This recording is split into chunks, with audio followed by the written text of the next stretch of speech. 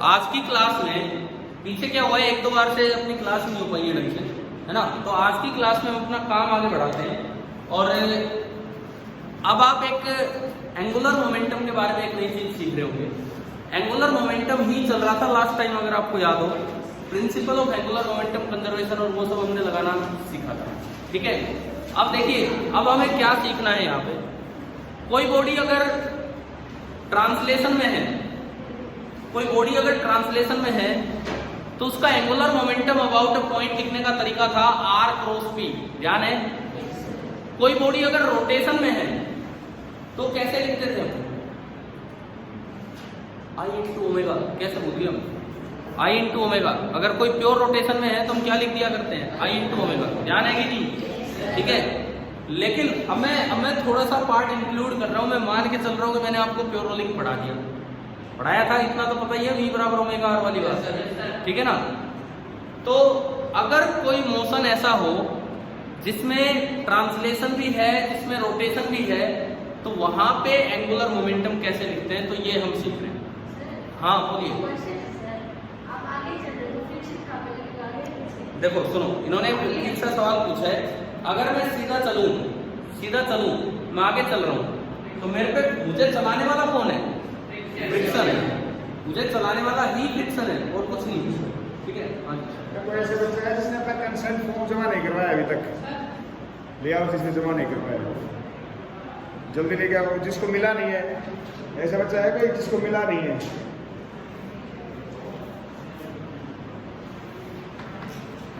जल्दी लेके।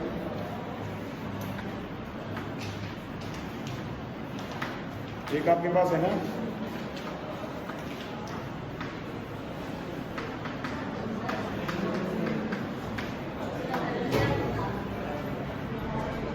देखिए फ्रिक्शन वाला क्वेश्चन था उसमें जो अभी इन्होंने पूछा। जब आप चलते हो, हमने walking of man Newton's law के समय सीखा था, आप पिछले पांव से ग्राउंड को थोड़ा पीछे की तरफ प्रेस करने की कोशिश करते हो तो रिएक्शन फोर्स यूं लगता है। उसका एक कंपोनेंट होता है जो आपके वेट को बैलेंस करेगा और एक कंपोनेंट होता है जो आपकी मोशन के लिए रेस्पॉन्सिबल होगा। ठीक है, अब इससे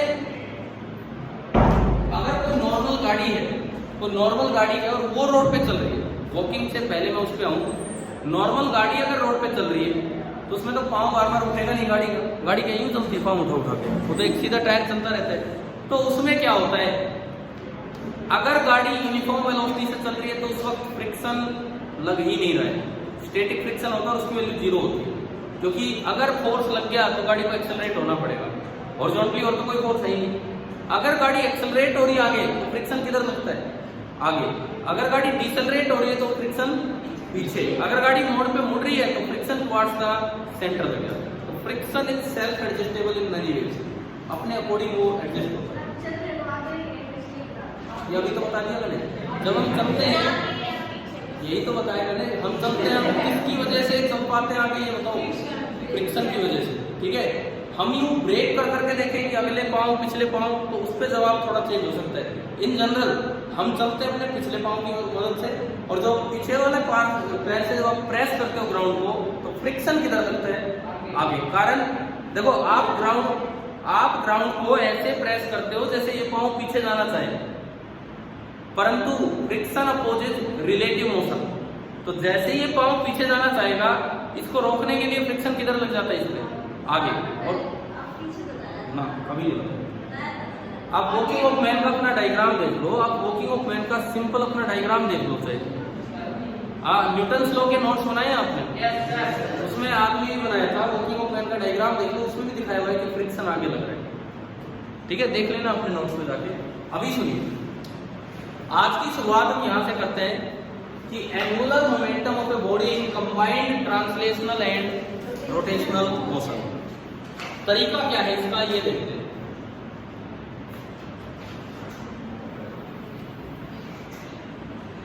ये कोई फ्लोर है, सपोज ये स्फीयर है,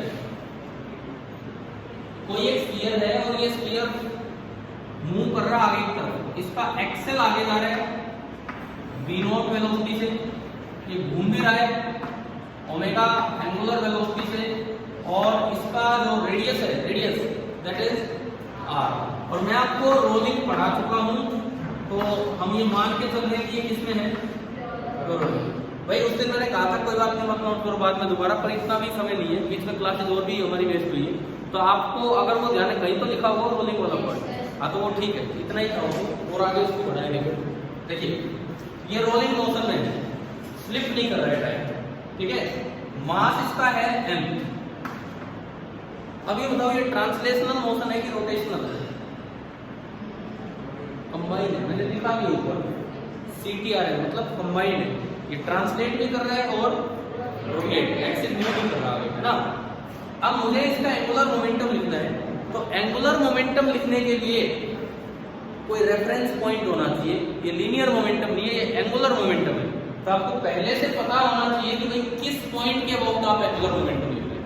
सपोज मुझे कोई ग्राउंड पे कोई पॉइंट दे दिया, ग्राउंड पे एक फिक्स पॉइंट दे दिया ये है, और मुझसे बोला गया कि इस A पॉइंट के अबाउट आपको एंगुलर मोमेंटम लिखना है इस स्फीयर का। तो मैं स्फीयर मान लूं, सॉलिड स्फीयर, कुछ भी मान सकते हो, डिस्क मान लो, रिंग मान लो, होलो स्फीयर मान लो, सॉलिड मान लो। सपोज ये मैं सॉलिड स्फीयर लेके चल रहा हूं,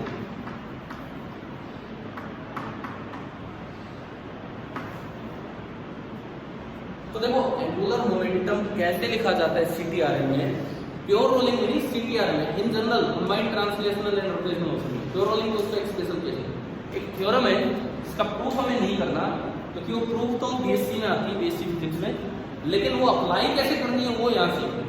तो ये थ्योरम ये कहती है कि angular momentum of a body in CTRN about any point, जिसको मैंने यहाँ क्या नाम दिया है, ये नाम दिया है, this is the vector sum of किस किस का। सबसे पहले आप एंगुलर मोमेंटम लिख लो प्योर रोटेशन का, प्योर रोटेशन, प्योर रोटेशन किसके अबाउट, अबाउट सेंटर ऑफ मास, जो भी वो चीज है ना, एक बार तो उसको घुमा दो, प्लस अब आप एंगुलर मोमेंटम वेक्टर लिखो प्योर ट्रांसलेशन का, अब आप एंगुलर मोमेंटम वेक्टर लिखो प्योर ट्रांसलेशन का, किसका, कौन सा प्योर ट्रांसलेशन, सारे मास को समेट के कहा रख दो उसके सेंटर ऑफ मास पे, और जितनी स्पीड से सेंटर ऑफ मास चल रहा हो उतनी स्पीड से आप इसे रवाना करें।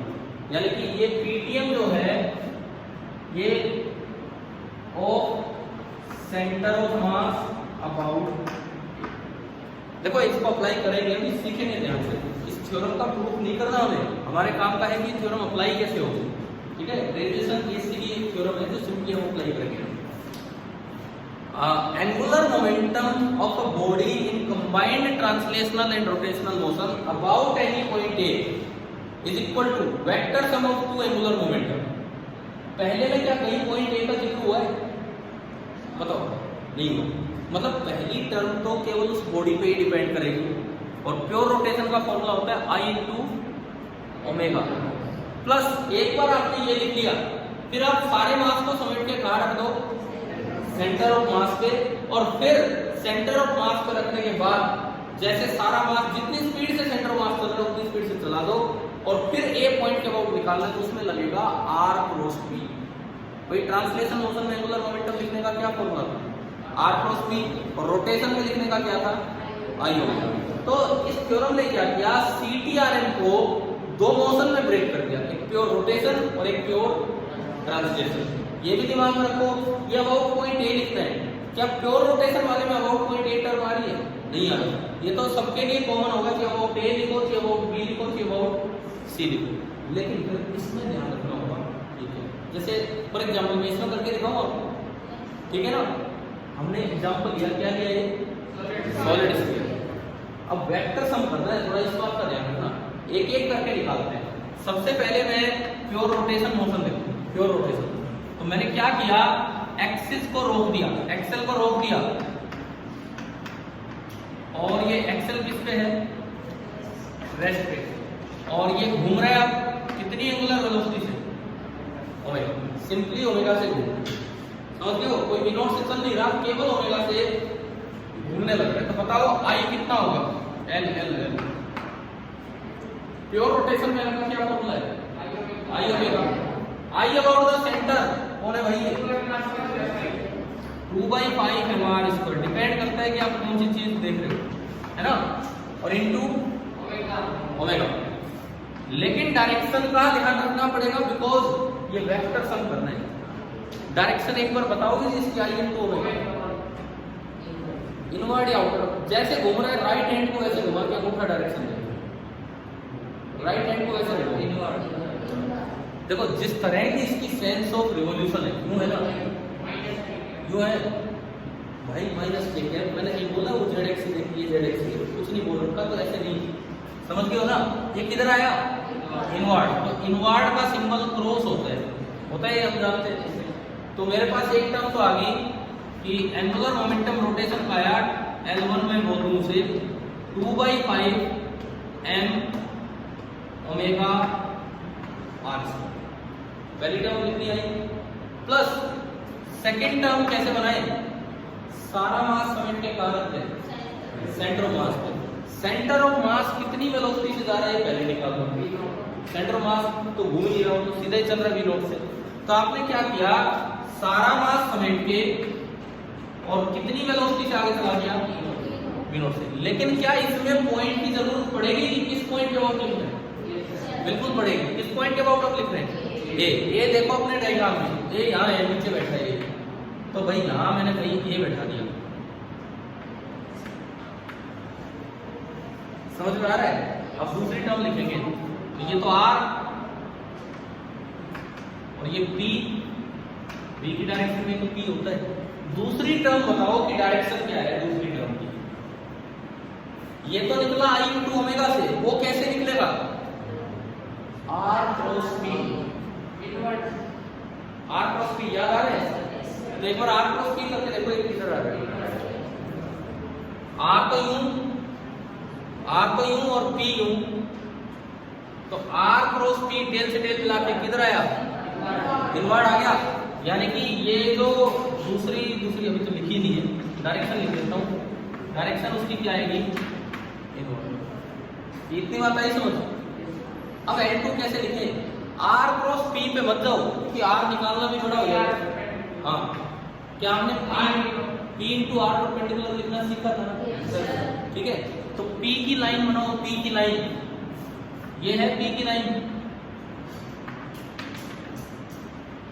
और यहां से इस पे डालना एक परपेंडिकुलर, ये क्या हो गया आपका आर परपेंडिकुलर, ठीक है। आर परपेंडिकुलर डायग्राम से देख के बताओ, आर परपेंडिकुलर रेडियस के बराबर, देखो ना, ये लाइन है, ये लाइन है, ये पी की लाइन, सेंटर मास लाइन, ये डिस्टेंस कितनी है, रेडियस की तो है, समझ रहे हो, तो इसका रेडियस है, तो ये वैल्यू कितनी आएगी, P इंटू आर परपेंडिकुलर, तो P तो कितना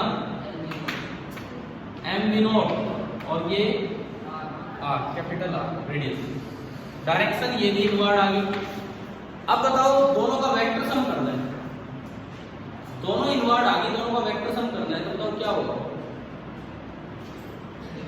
ऐड हो जाएंगे सीधे, तो जब दोनों इनवर्ड है मैग्नीट्यूड निकालना है तो दोनों का वेक्टर सम करें, मतलब ऐड करते हैं सीधा, तो जो L आएगा L अबाउट A कितना बनेगा 2/5 m omega square, sorry omega r square plus m v0 r, ये बना। और डायरेक्शन क्या आई, क्या यहां तक हमने कहीं भी रोलिंग का इस्तेमाल किया कि रोलिंग हो रही है। अब अगर सवाल में एक एक्स्ट्रा जानकारी दे रखी हो कि प्योर रोलिंग है, तो उसका यूज कैसे कर सकते हैं, मान लो ओमेगा दीजिए, सपोज आपको रोलिंग है, v0 तो दे रखा है लेकिन ओमेगा अननोन है, अब क्या करूं मैं, ये v equal to omega circle से आया है या रोलिंग से आया, रोलिंग से, वो हमेशा नहीं होगा बराबर। अगर रोलिंग है तो ड्यू टू रोटेशन तो इस पॉइंट की वेलोसिटी पीछे कितनी omega, and due to translation इस पॉइंट की वेलोसिटी आगे कितनी v0, और अगर रोलिंग है तो v0 बराबर ओमेगा r, और मुझे ओमेगा नहीं दिया बाय चांस, तो ओमेगा कितना हो गया v0 बाई r, समझ आया। तो बाय चांस अगर ओमेगा की जगह रखना पड़े v0 बाई r, तो कितना आ गया 2/5 m v0 by r into r square, एक आर से बाहर गया plus m v not r, कितना आया भाई बताना? 7/5 एम वी नॉट आर, और डायरेक्शन आ गई। मतलब मैं कोई ऐसी थ्योरी में आपको नहीं फंसा रहा था, मैं तो क्वेश्चन के थ्रू आपको सिखाया है कि कैसे सीटीआरएम में एंगुलर मोमेंटम लिखा जाए। एक बार समझो आराम से, मैं इसी में एक बदलाव करके आपसे पूछूंगा भाई इसको। चेंज करने को तो ये कर दो, सॉलिड स्फीयर की डिस्क ले लो, होलो स्फीयर ले लो, रिंग ले लो, लेकिन उनमें तो एक ही चीज बदलेगी, क्या? आई कप होगा, बाकी सब तो सेम है। ठीक है,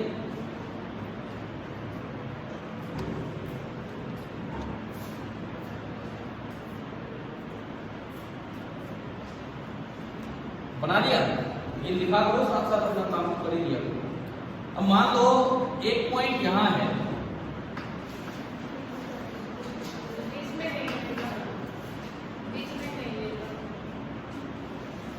बिल्कुल तीन पॉइंट वो भी कर लेंगे। अब पहले मतलब दो क्वेश्चन और बढ़ गए। मैंने एंगुलर मोमेंटम अबाउट ए निकाल दिया, बीच में पहले तो एक ही तरीका है, कोई फर्क ही नहीं है, एक ही बात है। लेकिन मैं एक बार इसी में, क्योंकि अगर मैं ये पॉइंट लेता हूँ तो मुझे ज्यादा मिटाना नहीं पड़ेगा। तो आप पहले ये बताओ, इसी डायग्राम में हमने दो पॉइंट और बना के रखो, बी और सी, और एंगुलर मोमेंटम अब लिखो इसका बी के अबाउट और सी के अबाउट। ये तो आया अबाउट ए, ये तो अबाउट ए आया है, अब बी और सी के अबाउट।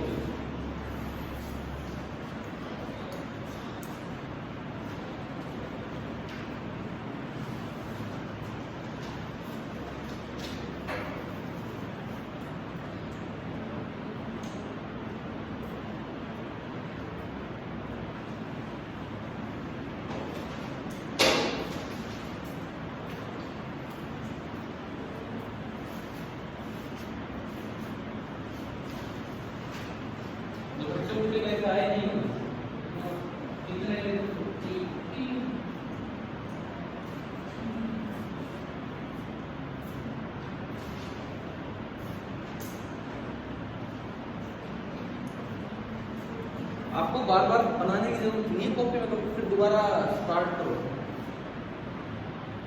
अगर आपने बस बी और सी बनाया, क्या इसमें कोई चेंज होगा? क्या इसमें कहीं रेफरेंस पॉइंट आ रहा है?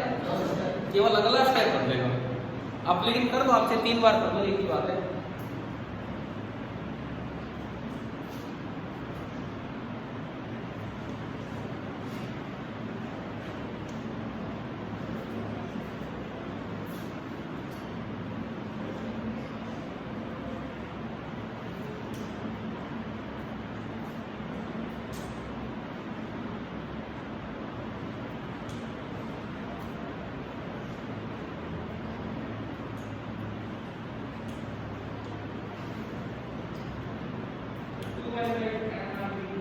इसके बाद सी,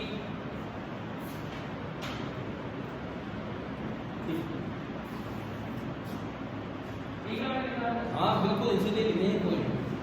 सी के अबाउट इन्होंने आंसर दे दिया है, और खाली ये आएगा, क्यों वही बताओ। सी के अबाउट खाली रोटेशन वाला आएगा, बिकॉज जब आप ये सी पॉइंट को यहाँ बनाओगे तो लाइन ऑफ एक्शन वहां से पास हो रही है, तो वही टॉप वाली बात है, इसलिए दूसरा टर्म क्या हो जाएगी? 0 हो जाएगी। समझ आ गया ना सभी को? लाइन ऑफ मोशन वहां से पास होगी, तो ये ट्रांसलेशनल वाली टर्म खत्म। और बी के सी के अबाउट एल अबाउट सी आएगा 2/5 एम ओमेगा आर स्क्वायर, और अगर ओमेगा अननोन था तो ओमेगा की जगह क्या लिख सकते हैं? वी नॉट बाई आर, ये बना 2/5 एम वी नॉट आर अंदर की तरफ। ये हो गया सी के अबाउट। अब आप बी के अबाउट बताओ।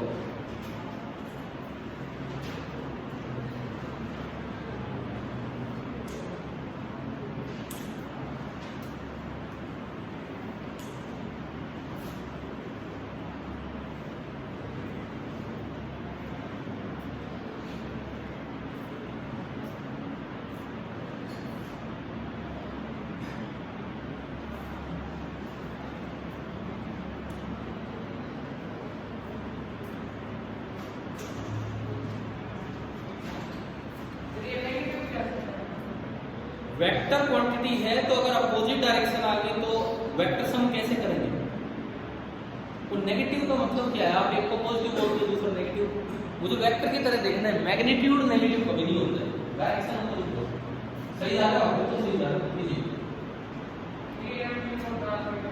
मतलब इसमें से वो घटाया है क्या पहले वाला? हाँ सही है।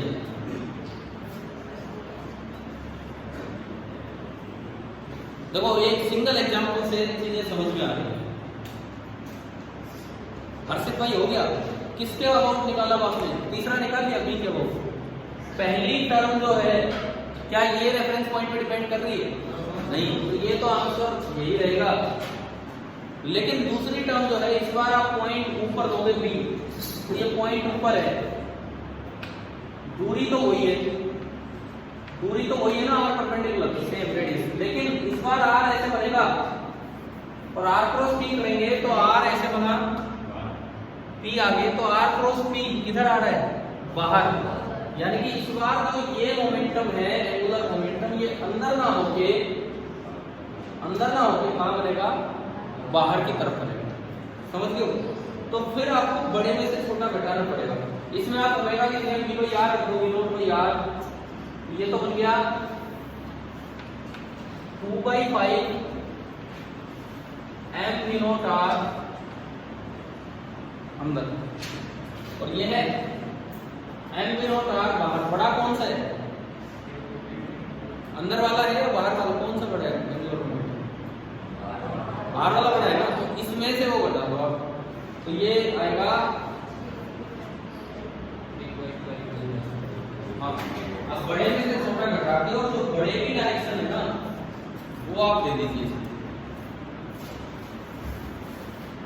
तो ये आया m v नॉट r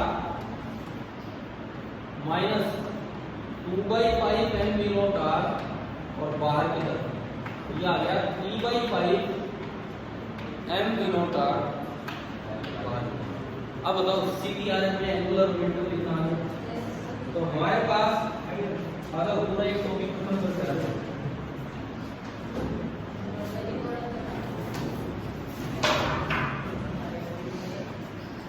इतनी परेशानी क्यों? तो समझ ही नहीं आता। देखो सुनो, तो एंगुलर मोमेंटम लिखने के तीन चीजें मेरे पास आ गई। अगर कोई चीज ट्रांसलेशन में चल रही है तो आर क्रॉस पी, अगर प्योर रोटेशन है तो आई ओमेगा।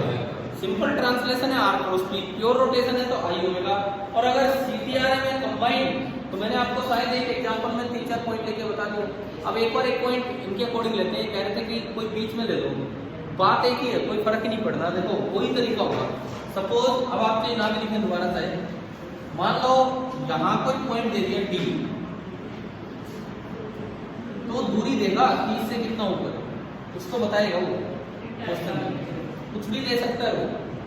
भाई आपको ना अल्टीमेटली ये दूरी चाहिए। सपोज ये दूरी कितनी है? x है, ठीक है? तो r परपेंडिकुलर जो होगा वो आपका x हो जाएगा, और तो कोई चेंज है नहीं। अगर ऊपर है तो ये बाहर की तरफ बनेगा, तो वो घटाना पड़ेगा, और नीचे होता तो वो प्लस हो जाता। बस फर्क ये है कि यहाँ का r आ रहा है, उस r की जगह वहां x आ रहा है। मतलब ये वाली टर्म लिखना है, तो r परपेंडिकुलर में कैपिटल R की जगह x आ रहा है। क्लियर हुआ? एंगुलर मोमेंटम लिखना जान गए हो CTRM में। अब CTRM में काइनेटिक एनर्जी लिखना होगा। हम धीरे धीरे चीजों को इकट्ठा करेंगे। अब CTRM में काइनेटिक एनर्जी लिखना सीखे, तो नेक्स्ट हेडिंग आप डाल दीजिए kinetic energy of the body in CTRM।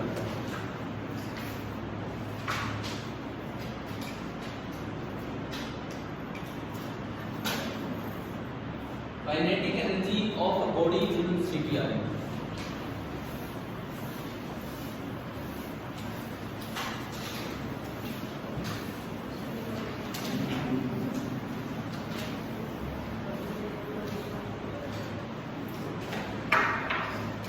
बिल्कुल उसी तरह की चीजें, बिल्कुल उसी तरह से लिखा जाएगा।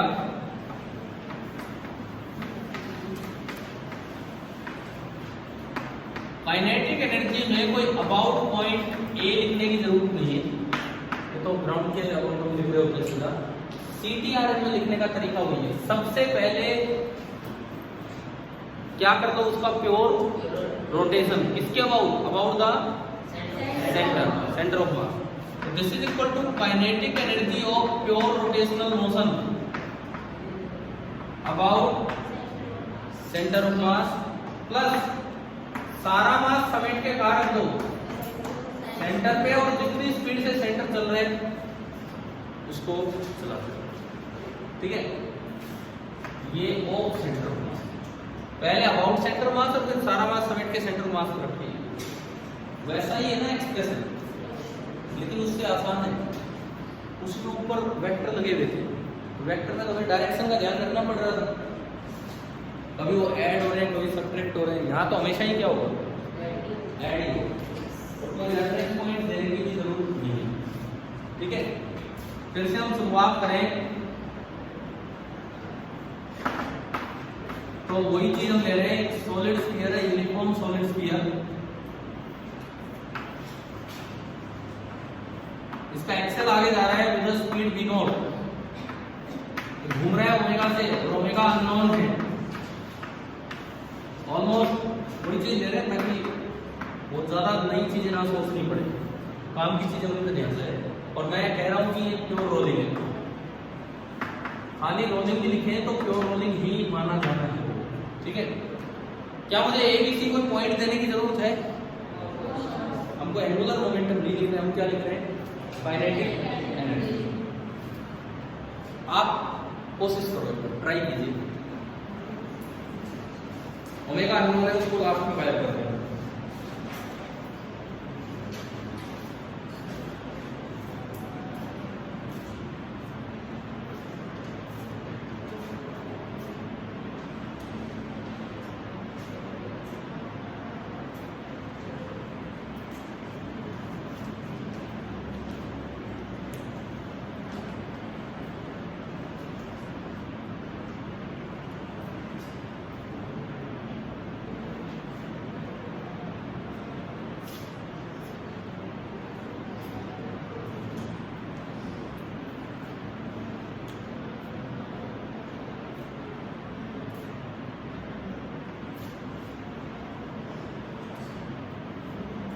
In terms of mv square, mv naught square क्या आंसर आ रहा है?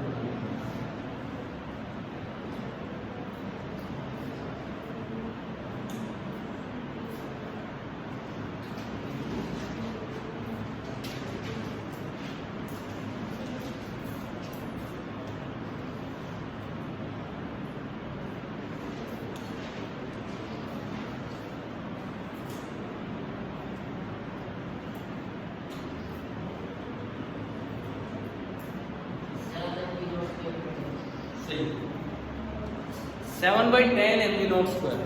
और किसी का आया? अब आंसर पता लग गया, अब निकाल के देखो।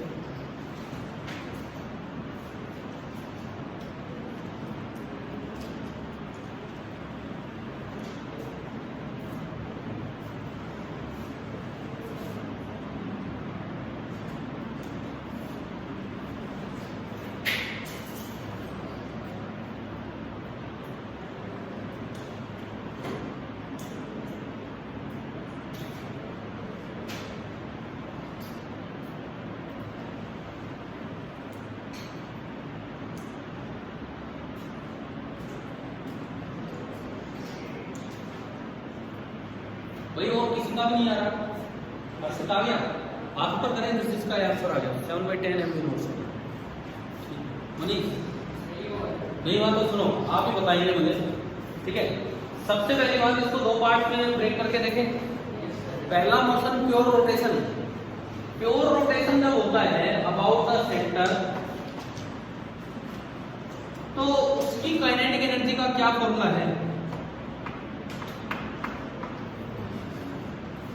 बोलो। चैप्टर की शुरुआत में ही बताया था, हाफ आई ओमेगा स्क्वायर। जिस तरह से लीनियर मोशन में होता, अरे आई का फॉर्मूला निकाला था कभी, m1r1 स्क्वायर m2r2 स्क्वायर, वो कंपैरिजन ही किया था कभी हमने, समझ गए हो ना?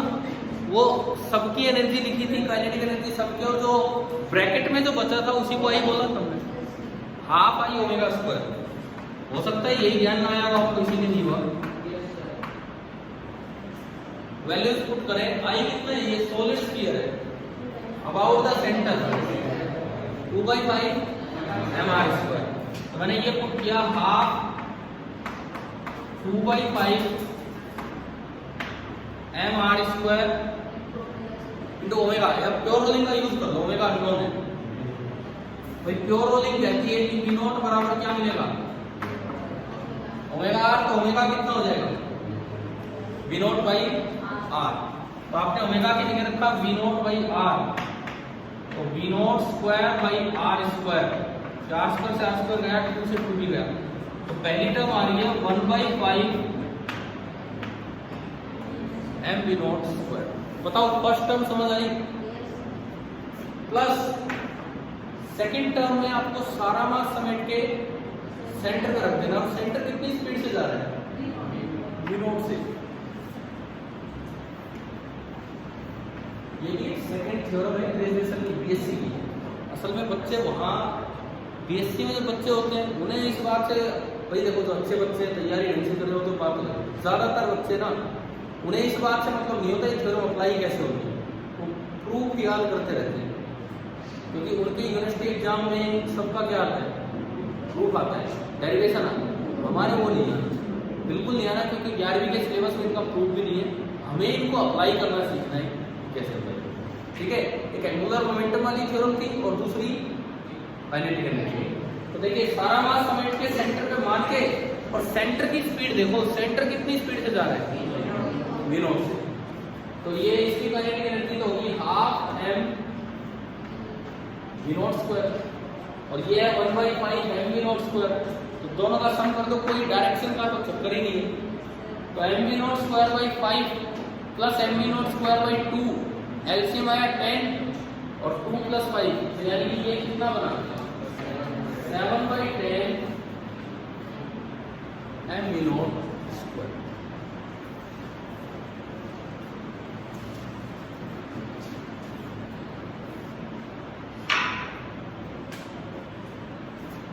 जब भी कभी सेंटर ऑफ मास खुद ट्रांसलेट कर रहा हो, खुद चल रहा हो, बस बात ये है।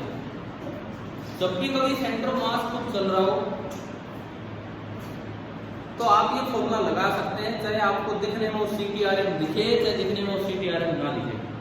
ये बात को क्लियर करूंगा एक और एग्जाम्पल से।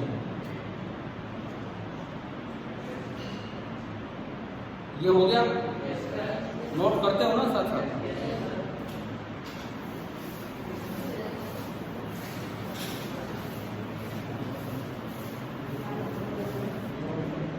एक ये बताओ, देखो सुनो, एक रोड है और वो एक एंड के अबाउट रोटेट कर रही है। ऐसे तो किए ना हमने, पहले रोड को रिलीज किया कुछ दिन पहले, पिछले वीक करते थे ना, इसको रिलीज किया और ये ओमेगा से आगे जा रही है, लेंथ एन है और मास m है। ये प्योर रोटेशन है कि CTRM है, फिक्स है, ऊपर वाला एक्सिस फिक्स है, फिक्स एक्सिस। प्योर रोटेशन हो रहा है कि CTRM एक्सिस तो फिक्स है। प्योर रोटेशन में काइनेटिक एनर्जी कैसे लिखते हैं, हाफ आई ओमेगा स्क्वायर। तो मैंने इसे प्योर रोटेशन की तरह देखा और हमने इसकी काइनेटिक एनर्जी लिखी और वो आई हाफ आई का बोलेंगे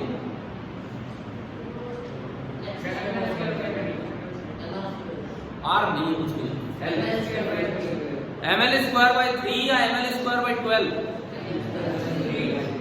ml स्क्वायर बाई 3 और साथ में ओमेगा स्क्वायर। तो यह आ गया 1/6 m omega square l square. एक बार बताओ क्या यहाँ तक समझ आया, क्लियर है? अब देखो मेरा सवाल ये है, क्या इसमें वो थ्योरम वैलिड है जो अभी काइनेटिक एनर्जी वाला है? कैसे?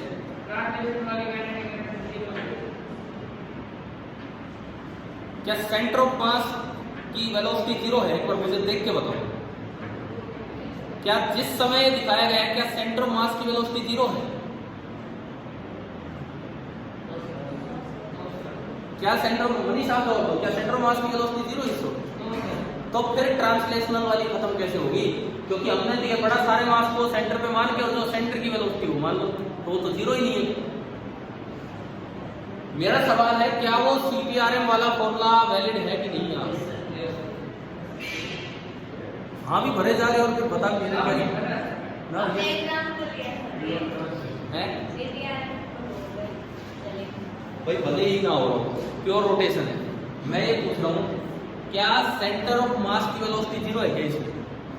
तो क्या ट्रांसलेशन वाली एनर्जी खत्म हो जाएगी उस टर्म में? उसमें तो यूं ही लिखा था कि सारे मास को समेट के कारक दो और जो सेंटर की वेलोसिटी मान के हाफ m v स्क्वायर कर दो, तो वो तो टर्म खत्म नहीं हो रही। क्या वो फॉर्मूला यहाँ भी वैलिड है या नहीं? क्यों नहीं पता यार, क्यों नहीं पता? एक बार लगा के देखते हैं, उससे पता लगेगा। अगर मैं उस तरीके से निकालूं, भाई देखो चीजें 2-3 दिन के बाद आज कुछ ठीक सा काम चलने लगा है।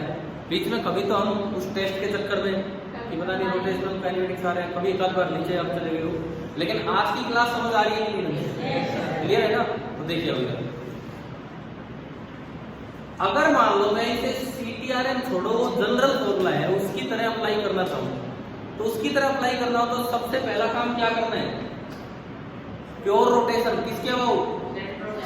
सेंटर के अबाउट। तो सबसे पहले तो आप यूं मान लो कि जैसे सेंटर के अबाउट ये घूमे जा रही है ओमेगा से। ओमेगा ही क्यों? हमने कभी आपको रिलेटिव एंगुलर मोशन पढ़ाया है? इसके अबाउट अगर एंगुलर वेलोसिटी ओमेगा है तो इसके अबाउट भी क्या होगी? ओमेगा ही पढ़ा है ना, वो चेंज नहीं होती है ना। तो एक बार ये लिखो kinetic energy of rotation about the centre क्या होगा? TRM about center of mass half I कितना I ml स्क्वायर बाई 3 कहां से 12 इनटू ओमेगा है ना। डायरेक्शन इनवर्ड एनर्जी की कभी डायरेक्शन सुनी है आपने? है काइनेटिक एनर्जी की किसने डायरेक्शन दे दी यार? मैं पूछूं मास की डायरेक्शन ईस्ट की तरफ ये ऐसे कोई मतलब किस चीज की डायरेक्शन बता दी हमने? देखो होता क्या है, यही मैं आपसे पूछना चाह रहा था कि जब कोई चीज घूम रही होती है तो तुरंत हम इनवर्ड और आउटवर्ड कर जाते हैं। ये तो एक स्केलर पॉइंट है, इसकी कोई डायरेक्शन है ना भाई, क्लियर है? कोई डायरेक्शन मत लिखिए ना वहां पे, ये तो गड़बड़ हो जाएगी सारी। तो ये आपका आया कहाँ थे हम? ये निकाला ना हमने। हाँ कितना आया? ml square by 24 omega square आ गया है ना भाई। अब दूसरी टर्म क्या करनी होती थी उसमें? सारे मास को समेट के कारक दो सेंटर पे, तो जी सेंटर ऑफ मास पर रखा। और सेंटर ऑफ मास की वेलोसिटी ओरिजिनल डायग्राम से देखो, ओरिजिनल डायग्राम से इस वक्त सेंटर कितनी वेलोसिटी से जा रहा है? ओरिजिनल डायग्राम से इस वक्त सेंटर ऑफ मास कितनी वेलोसिटी से जा रहा है? Omega into L/2। ये सेंटर ऑफ मास का जो रेडियस है वो L/2 है, तो जो वेलोसिटी ऑफ सेंटर ऑफ मास होगी ओमेगा इंटू L/2 हो जाएगा, यानी कि प्लस दूसरी टर्म ओमेगा इंटू L/2 और मास है m। बताओ ये दूसरी टर्म क्या बनेगी? PTM of centre of mass half आ रहा है ना समझ? m ओमेगा L/2 का गया m omega square L square by 2 2 4 2 8। ये पीछे की तरफ है, ये पीछे की तरफ है, तो इसमें घटेगा जुड़ेगा, ये तो पीछे की तरफ डायरेक्शन तो होती है, समझ लो ना। ऐसा भी मत कर देना कि डायरेक्शन पीछे अक्सर हम आगे बना सकते हो, घटाया हो, समझ लो। काइनेटिक एनर्जी एक स्केलर क्वांटिटी है। अब मैंने क्या किया, इन दोनों का सम किया। इस मेथड से मैं गया, मैंने इन दोनों का सम किया। बताओ ये दो टर्म क्या क्या है? पहली term ml square omega square by m omega square L square by L capital है तो कैपिटल कर देना, मैंने स्मॉल कर दिया पहले। m omega square L square common आ गया, 1/24 एलसीएम 24 आया, 1/24 प्लस 1/8 एलसीएम 24 1 + 3 4/24 1/6 ये आया m omega square l square by 6। ऊपर नजर डालो एक बार। ठीक है, समझ रहे हो क्या? तो ऐसा नहीं कि CTRM का ही फॉर्मूला है, आप किसी भी मोशन को इस तरह से देख सकते हो, किसी भी मोशन। समझ आ रही है नई चीजें? तो अल्टरनेट वे भी लिख लो अपनी बुक में। पहला तरीका तो इस सवाल का ये था, और दूसरा तरीका ये जनरल थ्योरम हमने लगाई हुई है। हाँ।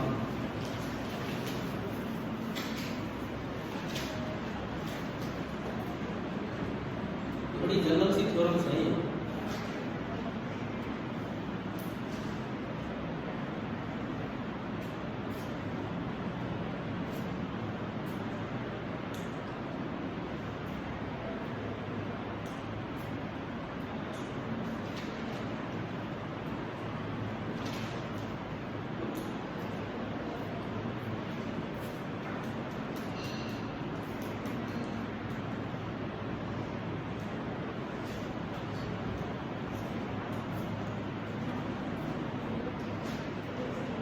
अब हम क्लियर है, नोट हो गया? कर देंगे।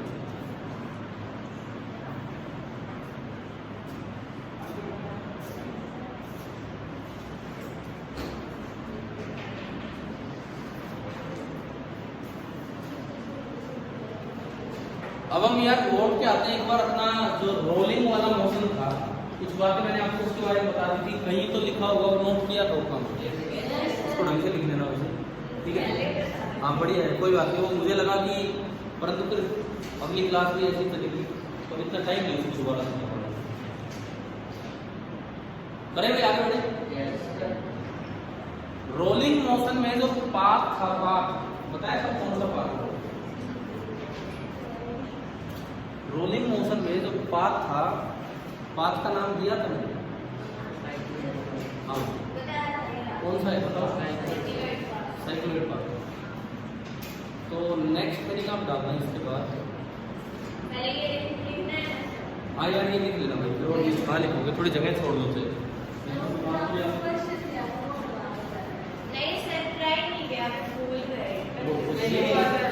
सीडी वाला था, सीडी वाला कौन सा था? वही वाला सीडी वाला। पहली बात ये बताओ, क्या कह रहे हो? ये आंसर है क्या? आज ढूंढ के लाए पहली बात ये बताओ, बिल्कुल ऊपर हटेगी या बिल्कुल नीचे आके हटेगी? बिल्कुल नीचे तो जीरो हो गया, तो मतलब जीरो आ गया। बिल्कुल गलत है। एक मिनट सुनो, आप लोगों ने ट्राई किया नहीं है, एक दो बच्चों ने ट्राई किया है, आधों को तो ध्यान ही नहीं है कौन सा स्टोन है।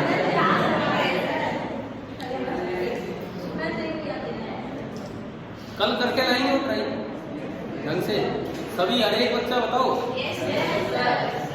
बड़ा अच्छा सवाल है, इतना अभी नहीं है कि वैसे दे दिया आपको। एक अच्छा सवाल है तो सीखने लायक काम है। चले अब आगे बढ़े। अब देखो जो साइक्लोइड पाथ है, थोड़ा हम उसके बारे में चलते हैं। उसकी इक्वेशन क्या होगी? नेक्स्ट हेडिंग आप ही डालना, रोलिंग मोशन वाला काम अपना इंक्लूड करके, इक्वेशन ऑफ साइक्लोइड पाथ।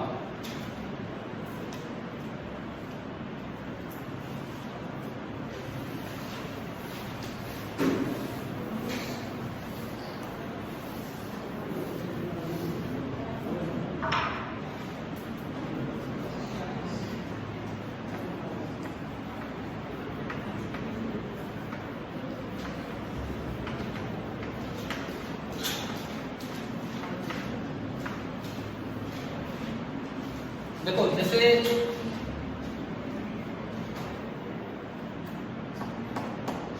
ये कोई टायर है और इस टायर का जो रेडियस है, radius that is r, tyre है और इस टायर का रेडियस आर। मैं केवल एक पॉइंट पे अगर फोकस करता हूं, मुझे पढ़ाया था इसका पाथ कैसा जाता है, बताया था ना कैसे क्या होता है। जब ये हाईएस्ट पॉइंट पे आएगा तब तक टायर आधा घूम चुका है। भाई एक बार ये बताओ इस समय तक टायर कितना टर्न हो चुका है?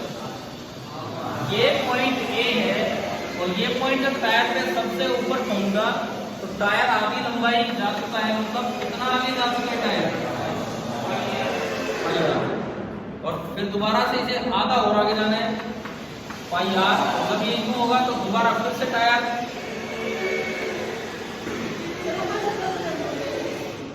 ऐसे आ जाएगा और ये पॉइंट फिर से ये बन गया। ठीक है, रोलिंग मोशन रिपीट करने की जरूरत तो नहीं है, समझ है ना वो ये कैसे कैसे वेलोसिटी दिखाई थी अलग अलग पॉइंट्स। ठीक है, अब सुने देखें, ये पूरी लंबाई 2 पाई आर। एक बार इस पॉइंट के कोऑर्डिनेट दो, इस पॉइंट के कोऑर्डिनेट आप बताओ, वो कॉपी में देख के क्यों बता रहे हैं, वैसे बताओ ना। मान लो ये ओरिजिन है, सपोज ये एक्स एक्सिस है, सपोज ये वाई एक्सिस है, तो आप मुझे एक पॉइंट के कोऑर्डिनेट पाई आर, तो ये और 2r ये हाइट होगी, तो इस पॉइंट के कोऑर्डिनेट है पाई आर, 2r। समझ में आ रहा है? इस पॉइंट के कोऑर्डिनेट क्या है, इस पॉइंट के,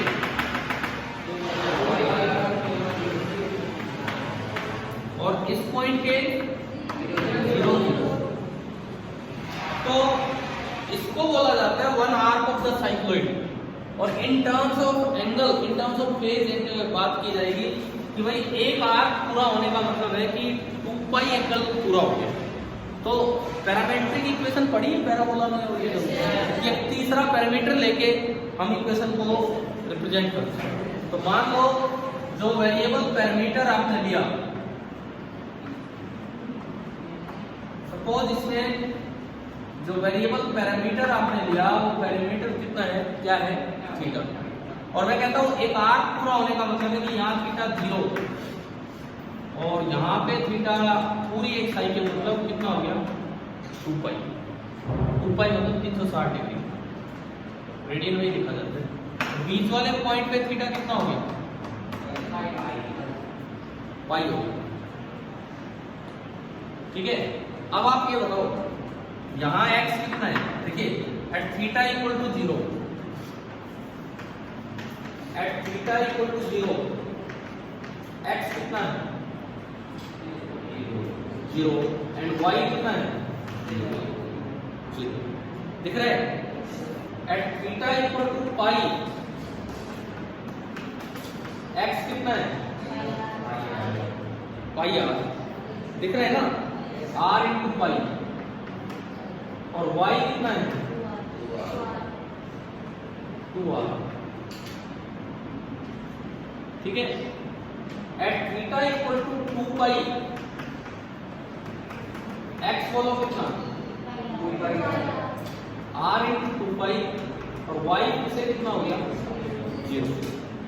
तो यहां से थोड़ा सा हिंट लो कि अगर मैं x को लिख दूं r into theta minus sine theta, एक बार देखना क्या ये सेटिस्फाई कर रहे हैं क्या, एक बार चेक करो। थीटा 0 दिया,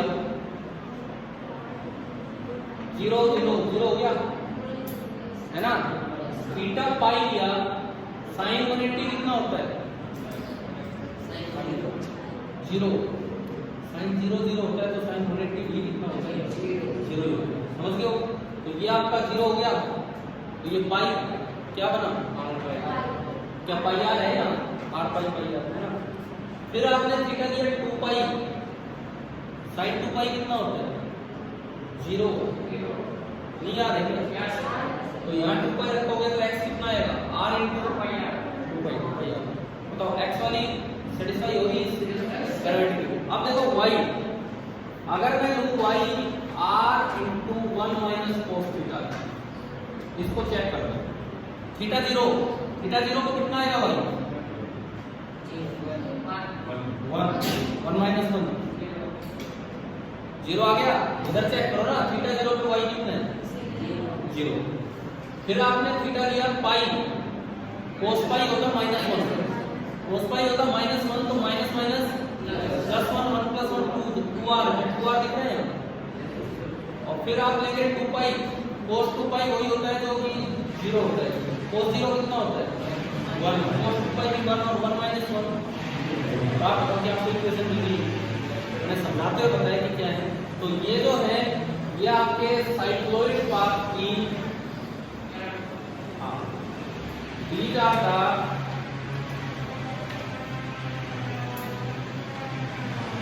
parametric equations of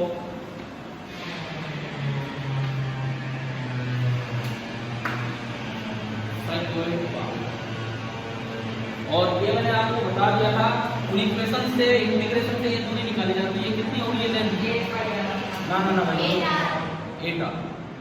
8 pi are ये होगी 8r, जो पूरी की लंबाई है ये 8r।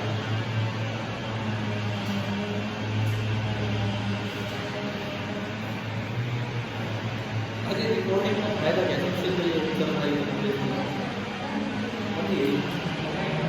कुछ बच्चे बाहर गए थे इसलिए अब तो चल ही रहा है, कर देंगे अभी। हमें ये बताओ प्योर रोलिंग में जो एक दो चीजें जो मैंने नहीं बताई थी वहां पे, जैसे ये वाला काम है ये समझ आ गया, ठीक है। अब आगे बढ़ते हैं। देखो कल क्लास में जो डिस्कशन चल रहा था तो आईसीआर यूज हो रहा था। आईसीआर होता है इंस्टेंटेनियस सेंटर ऑफ रोटेशन। एक कॉन्सेप्ट है जो मैथमेटिकली लोगों ने बना दिया। बोले कि सीटीआरएम हो कैसा ही मोशन हो, आप कोई एक पॉइंट ऐसा ढूंढ सकते हैं जिसके अबाउट वो बॉडी प्योर रोटेशन में। आप कोई भी एक पॉइंट ऐसा ढूंढ देंगे कि केवल उस समय वो बॉडी प्योर रोटेशन में उस पॉइंट के अबाउट। प्योर रोटेशन में कोई बॉडी कैसा पता लगता है? अगर किसी पॉइंट के अबाउट उस बॉडी के हर पॉइंट का ओमेगा सेम हो तो वो बॉडी किसमें होती है? Pure rotation. समझ लो, अगर किसी पॉइंट के अबाउट आप जो भी रोड है, डिस्क है, स्फीयर है, क्या है, अगर उस पॉइंट के अबाउट उस समय सभी का ओमेगा सेम है तो हम कहते हैं कि वो बॉडी उस समय उस पॉइंट के अबाउट प्योर रोटेशन में है। और उस पॉइंट को बोलते हैं सेंटर ऑफ रोटेशन। और इंस्टेंटेनियस सेंटर इसलिए क्योंकि अगले ही पल हो सकता है कोई और पॉइंट बन जाए वो ना। नेक्स्ट करेगा आप डालिए इंस्टेंटेनियस सेंटर ऑफ रोटेशन। आइए उसमें बाकी मैंने करवा दिया मैंने इक्वेशन ऑफ साइक्लोइड पाथ में साथ बताया इंस्टेंटेनियस सेंटर ऑफ रोटेशन। ये वर्ड है क्या इसमें? वर्ड देख इंस्टेंटेनियस सेंटर ऑफ रोटेशन, कोई बात नहीं। देखिए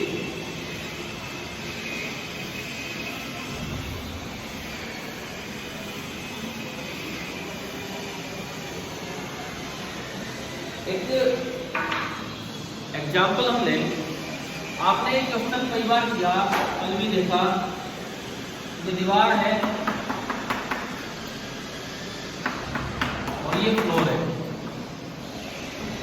ये रोड है, रिजिड रोड, और ये स्लिप कर रही है। मैंने माना कि इस एंड की वेलोसिटी आगे है va और इस एंड की वेलोसिटी नीचे है कितनी? vb, और किसी वक्त ये एंगल थीटा बना हुआ है। खाना है सर क्वेश्चन है ना। और हमने पूछा भी ये बीबी में रिलेशन लाओ, आप ले गए कंस्टेंट से लिया, कैसे लेके आए थे? बीबी का कंपोनेंट इधर किया कितना? बीबी cos थीटा, एंड बीए का कंपोनेंट इधर किया। अच्छा ये थीटा तो ये भी थीटा होगा, ये वाला कंपोनेंट बनेगा बीए sin थीटा। अब रोड रिजिड है तो एक एंड दूसरे एंड को ना तो अप्रोच कर सकते हैं ना separate. Along the length of the road दोनों कंपोनेंट्स क्या होंगे? इक्वल होंगे। तो हमने क्या किया? VB cos थीटा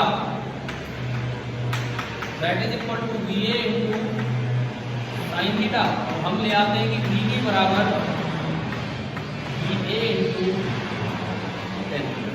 लेकिन अगर इसमें ICR लोकेट करना है, मतलब इस समय जब ये एंगल थीटा है, इस समय आप एक ऐसा पॉइंट बताओ कि उसके अबाउट लगे कि ये रोड प्योर रोटेशन है। मतलब उस पॉइंट के अबाउट रोड के हर पॉइंट का ओमेगा क्या हो? सेम, तो वो होता है ICR। कैसे ढूंढना है सुनो, आपको दो एंड पॉइंट्स दिख रहे हैं, एक A और एक B, आप केवल उनकी वेलोसिटी को लेके चलो। देखिए ICR कैसे लोकेट करते हैं, उसका फायदा क्या है वो भी सीखेंगे, पहले उसको लोकेट करना सीखिए।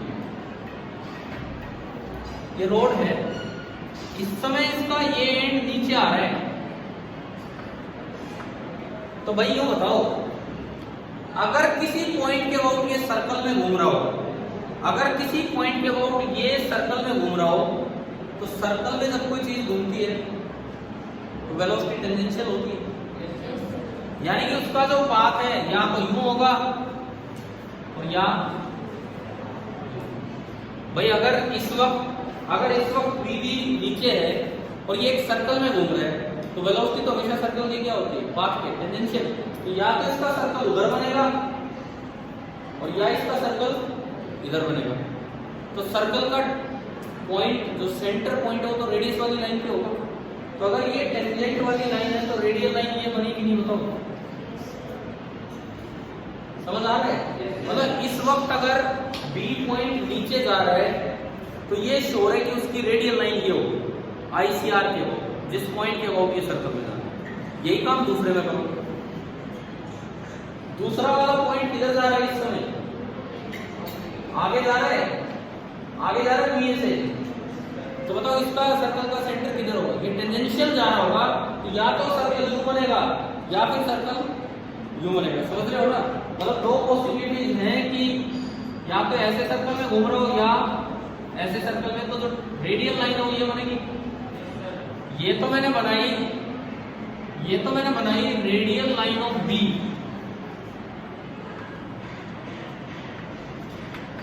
और ये हमने बना दी रेडियल लाइन ऑफ A, और एक कॉमन पॉइंट है जिसके अबाउट सारे सर्कल में घूम रहे हैं इस समय।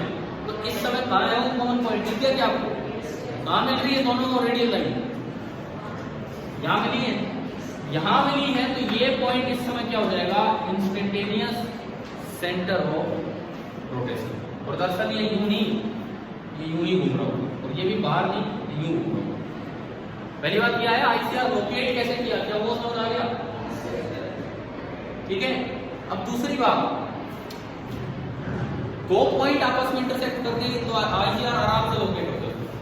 क्या ये कंस्ट्रेंट रिलेशन ICR से निकाल सकते हैं?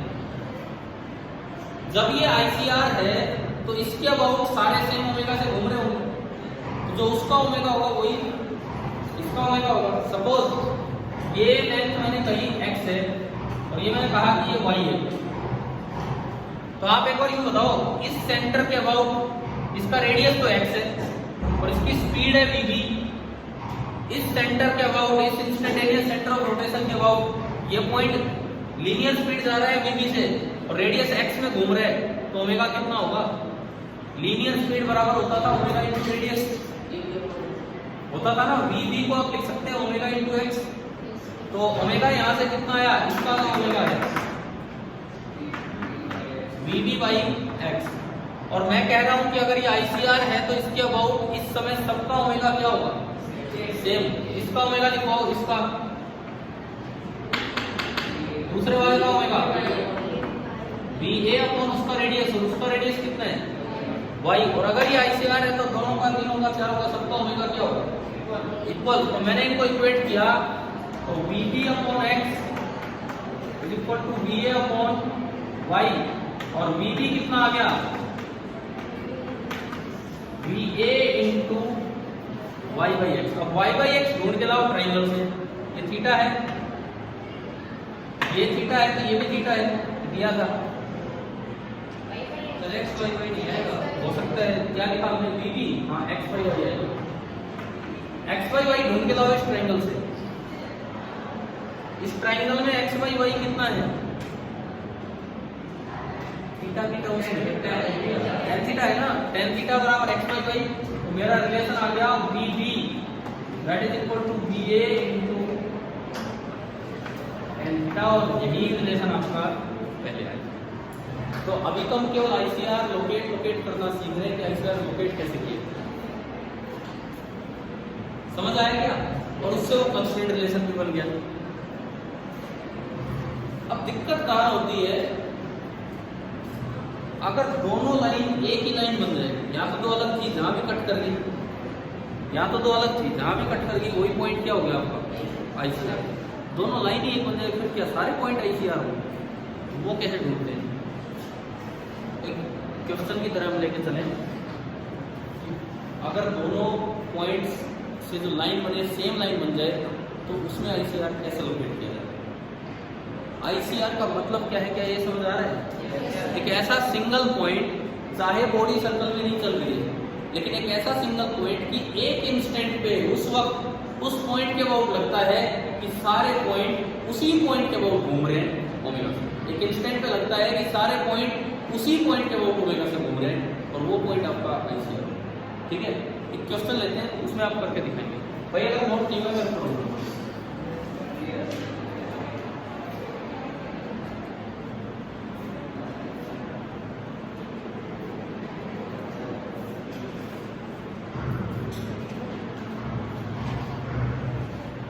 चले आगे।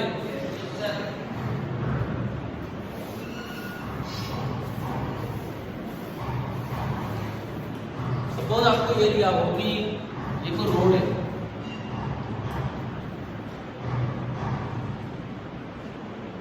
और इस वक्त ना ये एंड इधर जा रहा है विद सम वेलोसिटी v1, और ये एंड इधर जा रहा है with some velocity v2, and length of the road is L। Locate ICR।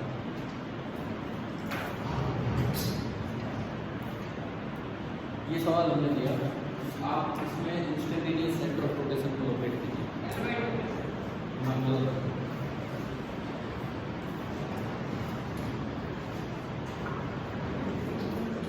सबसे पहले तो केवल दो पॉइंट्स पे फोकस करो।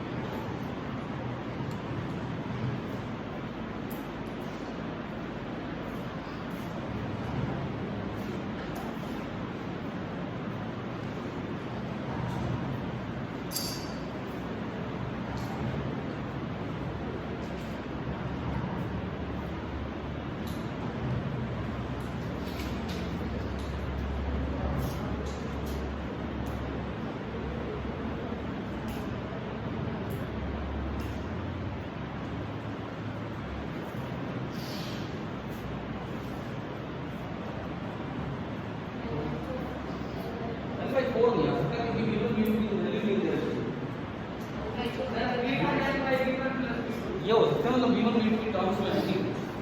देखो सुनिए, अब देखिए इधर आपने इसकी रेडियल लाइन बनाई, या तो ये सर्कल u बनेगा या u बनेगा, तो रेडियल लाइन भी तो बनी इसकी, और देखो दूसरा भी ऐसा ही दिखा दिया, तो उसकी भी रेडियल लाइन ऐसी बनी, दोनों की रेडियल लाइन सेम बन गई कि नहीं?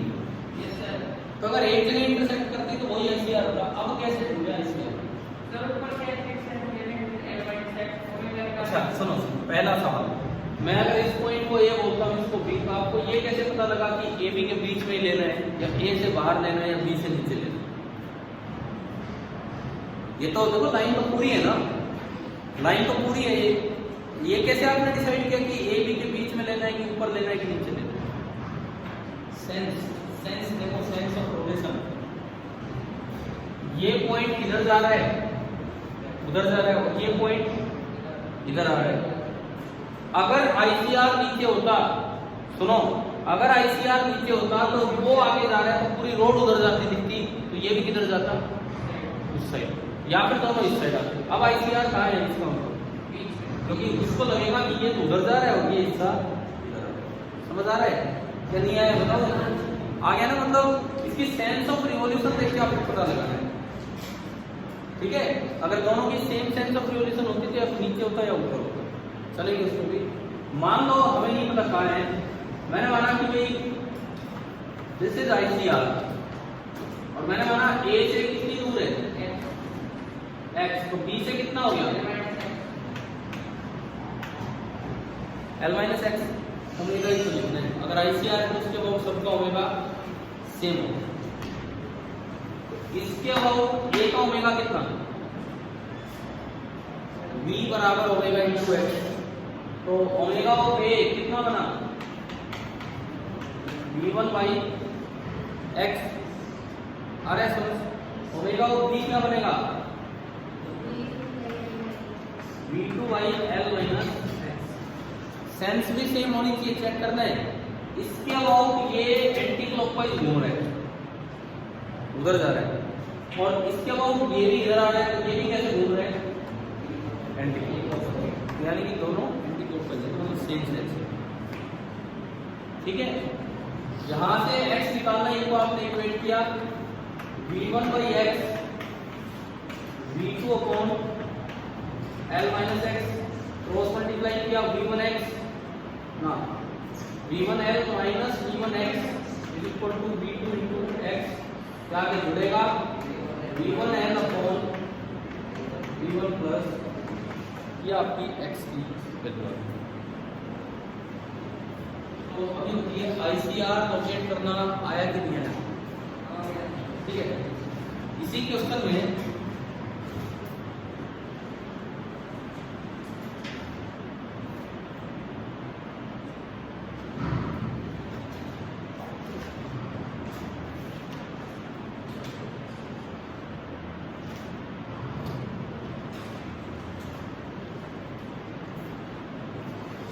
हटा दो, हो गया।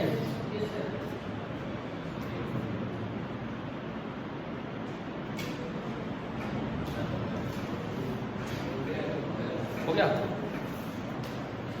अगर इस सवाल में ऐसा कुछ दिया होगा कि ये रोड है,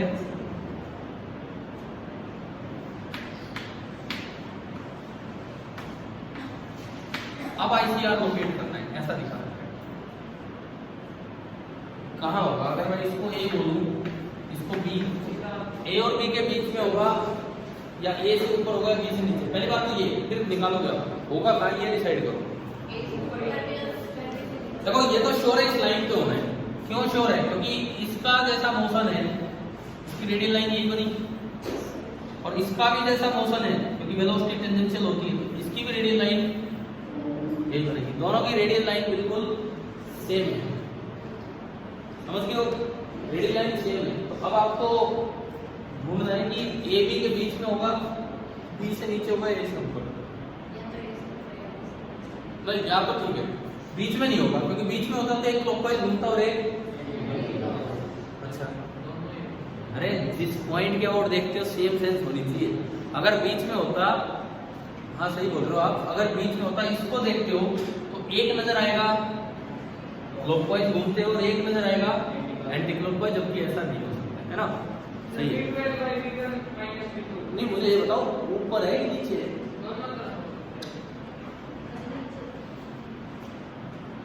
कैसे डिसाइड करें किधर है। देखो एक चीज तो हमें पता लगी कि ये v1 बड़ा दिखा रखा है मैंने, v2 छोटा दिखाया नहीं रहा, वैल्यू नहीं है तो वैसे कैसे दिखाया था v1 बड़ा और v2 छोटा, नीचे होगा। क्यों, देखो अगर एक पॉइंट के अबाउट आप सर्कल में घूम रहे हो तो ओमेगा तो सभी का सेम है, तो वेलोसिटी उसकी ज्यादा होगी जिसका रेडियस ज्यादा हो, क्योंकि v का फॉर्मूला होता है ओमेगा इंटू r, तो रेडियस ज्यादा 0.1 का होगा, 2 का कम होगा। इसका मतलब 0.1 से ICR दूर होगा और 0.2 के पास होगा। समझ रहे हो ना, समझ रहे हो। तो इट मींस यहाँ कहीं आपने माना इंस्टेंटेनियस सेंटर ऑफ रोटेशन, और ये दूरी नीचे से x मान ली तो वो पूरी होगी है l प्लस एक्स। अब बना दो omega of a v1 upon l plus x and omega of b v2 by x, और आपको इन दोनों को इक्वेट करना है। तो v1 upon l plus x is equal to v2 by x, cross multiply किया x into v1 l v2 plus x into v2, और यहाँ से अगर आप x निकालते हो तो v1 माइनस v2 आएगा, L into v2 upon v1 minus. आप बताओ क्या इस तरह के केसेस में ICR लोकेट करना समझ आ रहा है? एक सवाल लिखो, ये कर लो, अगर कोई नोट कर रहा है तो कर सकते हो उसके बाद में।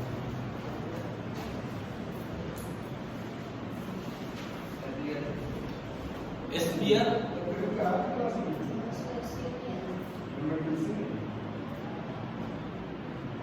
a solid sphere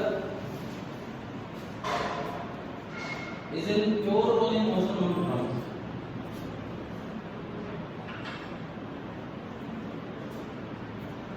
A solid sphere is in pure rolling motion on ground.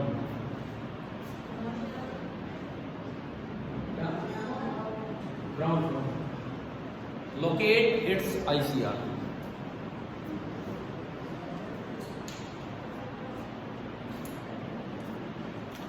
Locate its ICR. ICR आपको locate करना है।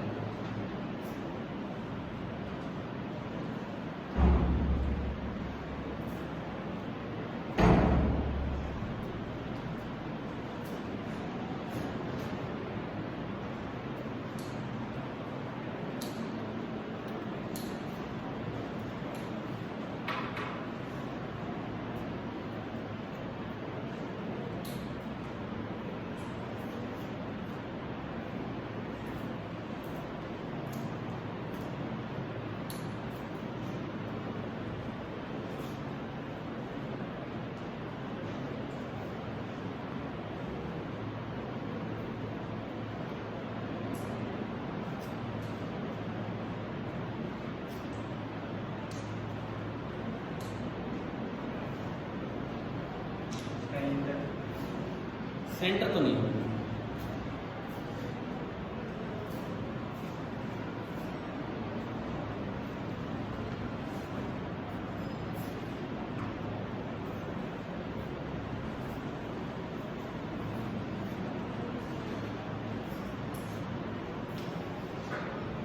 बताओ, जस्ट डायग्राम से पता लग जाता है।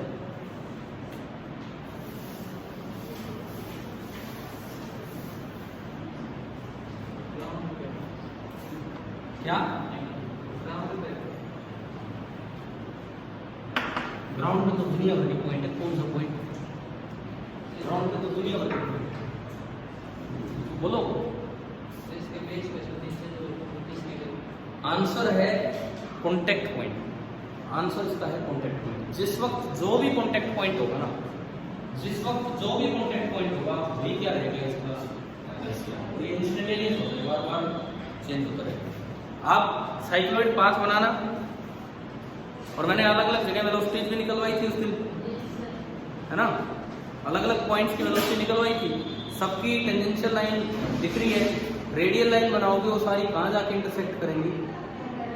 जो लोवेस्ट पॉइंट होगा ना वहाँ करना। कल कंटिन्यू करते हैं।